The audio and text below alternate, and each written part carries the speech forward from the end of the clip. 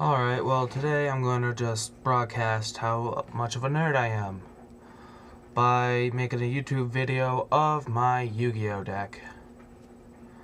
Now, ever since the 2010 September ban of Substitute, frog decks were mostly crushed, other than Frog Monarchs. Well, after getting the ideas of someone else when I was up at a tournament, the idea of a magical frog merchant deck came to be. That's where the card Magical Merchant, this card actually comes into use, even though there are other uses for the cards, maybe in zombie decks or something. I run with 3 Magical Merchants, where they have they're a 1-star light monster, 200 attack, 700 defense. Normally that's crap. But its flip effect is you continue to mill from the top of your deck until you pull either a magic or a trap card. All the monsters pulled go to the graveyard while you take that one magic or trap and send it to your hand. The way while this is useful in this frog deck is because it's a new way of getting enough frogs into the graveyard to use the effect of Ronintoadin over and over again to use it for mass driver food. That is the basics of the deck. Now for the cards. As I said, 3 Magical Merchants, 3 Ronintoadins,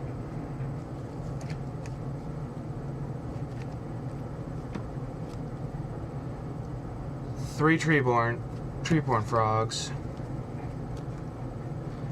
3 Swaps. The Treeborns are basically to bring out in case for tributes if you decide to use monsters that need tributes like Obelisk or Beelze Frog. Also, the Swap Frogs are obviously to throw the Ronintoadin and Treeborns into the graveyard. While at the same time you can bounce back Swap Frog with its own effect, then special summon it again if you have more water, if you have the right condition, if you have the right like low-level water monsters in your hand. Also, I run with an Obelisk because this deck is filled with mostly weak monsters, so throwing an Obelisk in this deck will help it out greatly for in case you run into a rut and you need a card to attack with and whatnot. Sangan can be used to bring Magical Merchant and any other card you might need to your hand. Card Trooper, it helps with the milling of cards, so then you can get frogs into your graveyard quicker. T.A.D.P.O.L.E, it's optional. I just threw it in there just because of all the other cards. Because at the moment I need a few more copies of certain frogs. So T.A.D.P.O.L.E is no more than just a substitute. I have 2 T.A.D.P.O.L.es. I might throw in a third one instead of T.A.D.P.O.L.E and side deck T.A.D.P.O.L.E, but I don't know. You only really need 2 if you're going to use the Beelze Frog, because if you have 2 T.A.D.P.O.L.es, once you tribute summon Beelze Frog, you get to bring out the other 2 from your hand or deck. So then you'll have 3 Beat 6 with 1900 attack each. That, and if one dies by battle, you can bring the other to your hand to send it to the graveyard for either Swap Frog's effect or place it for a defense. Beelze Frog is another frog I need a few more copies of, but it gets powered up by the amount of T.A.D.P.O.L.s. So if you have 3 T.A.D.P.O.L.s in your graveyard when you pull this, you have a 3-star 2100 attack powered beat stick. Then, like I said, 3 Beelze Frogs. Also, 3 dupes. So then, with the dupes, if you get 2 on the field, you can stall with the double dupe ability, where if you have 2 face-up dupe frogs, you're forced to attack both at the same time with 1 monster, which isn't allowed. It's a basic stall frog deck strategy that most people who use frog decks abuse. And there's also Poison Draw. I only have 2. it adds a little bit of draw power. Flip-flop in case your opponent has some monsters on the field and you have either a couple frogs or just one, and you could send back the their attack power for just a stall until you can get something better. Unifrog can eat just for more Ronintoadin food and mass driver food and whatnot. Submarine Frog, 3 of them as well. It's the same thing. Basically helps bring back the Ronintoadin, or if you want, you could use it to destroy their weaker monsters, possibly do defense damage to tokens that they might use if you're facing a deck that abuses Dandelion's effect a lot. Also, 3 mass drivers, obvious reason. 1 MST to destroy a magical trap that might be bugging you. And 2 bottomless for more powerful monsters. Now, the deck has to be mostly monsters. You don't really want more than 6 magic and traps because of the magical merchant's effect, because then you can abuse it to the maximum and get a hell of a lot of frogs into your graveyard. So that's what this deck is that's why it's mostly monsters, weak monsters that you can play or throw to the graveyard for whatever reason.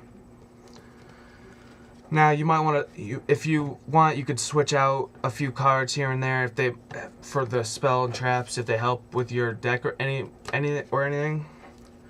Now, for the side deck I decided to use, there's only a few cards that go with this deck in particular, whereas the rest are just basically used for any other situation. The cards I mean are 2 A&D changers. It can change the battle position of a monster by removing it from play when it's in your graveyard, which can, if you have a attack position weak monster, which will be most of the monsters in the deck, then you can use that to switch it to defense position, or switch the position of your monsters, of your opponent's monsters, so they can't attack or do something. Zero Gardna, simply it's a 4-star, no attack, no defense. Simply tribute it on either turn. All your monsters cannot be destroyed by battle, and you take no battle damage. Return from the different dimension. That always helps for remove from play monsters, since Kaya's the Shadow Monarch is used a lot, as well as other remove from play cards. Dark Room of Nightmare, that's only an optional card, because the deck mostly relies on effect damage, and Dark Room of Nightmare will only help out by adding a little extra damage. Now as for other cards, let's see. Consecrated Light. It's fairly a weak monster, but you might want to just randomly side deck it for any general dark deck that relies mostly on dark monsters. Then for Black Wings, if you don't want to use Consecrated Light, as I found out, using Black Wings to get Black Wings is actually a good idea, such as side decking Black Wings Circo the Dawn. If you use it, you can use this effect by using the power of your opponent's Black Wings against them. So then you use this Black Wings effect to gather up all the attack power, and you can attack them to take out their Black Wings, or other various cards they might have. Exile of the Wicked just destroys all fiends. It's for an anti-fiend deck if that ever becomes the main used. Forbidden Graveyard, always good. It just negates all effects that happen in the graveyard. So if you're facing a deck that mainly uses it like a zombie or something, even though you might have to give up a turn for your Ronintoadins, it is a quick play, so you can activate it during their turn. And then boom, they're screwed. Corridor of Agony is for gladiator beasts, because it just screws them up if they come out from the deck. Shadow and Light Imprisoning Mirror to stop Shadow and Light decks, basically. Well, that's the deck. I might throw up a video or two of me dueling with this deck, but for now, all I'm gonna have is my deck up. And if I'm gonna have the amount, if you weren't paying attention through most of the time, I'll just, in the description, I'll have all the deck lists set up and how much of each deck and why for some cards. Alright, see ya.